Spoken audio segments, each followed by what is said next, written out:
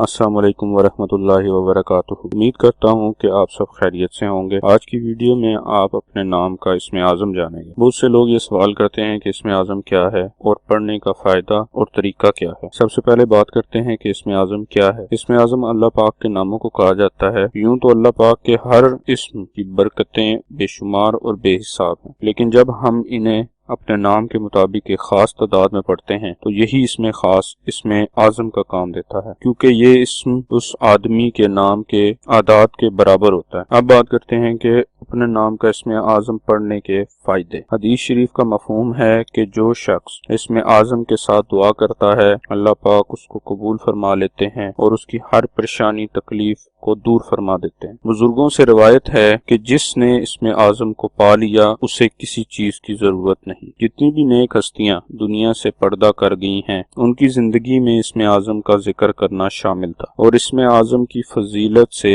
اللہ پاک نے ان کے درجات بلند کیے اور انہیں دنیا اور آخرت میں خاص مقام عطا کیا۔ بزرگوں کے تجربات اور علم کی روح سے جب انسان اپنے نام کے اعداد سے اسم اعظم معلوم کر کے تلاوت کرتا ہے اور دعا مانگتا ہے تو اس کی دعا بہت جلد قبول ہوتی ہے۔ آج کا اسم اعظم فاطمہ نام کا ہے۔ فاطمہ نام کے اعداد 135 ہیں۔ 135 کے برابر اعداد والے اللہ پاک کے مبارک نام یا معیزو یا حیو ہیں، جو فاطمہ نام کے لیے اسم اعظم ہے۔ اسم اعظم کو پڑھنے کی تعداد اپنے نام کی تعداد کا 2 گنا ہے، یعنی فاطمہ نام کے لیے اسم اعظم 270 مرتبہ پڑھنا ہے۔ اسم اعظم یا کسی بھی وظیفے کو پڑھنے کے بعد اللہ تعالیٰ کے حضور دعا ضرور کیا کریں۔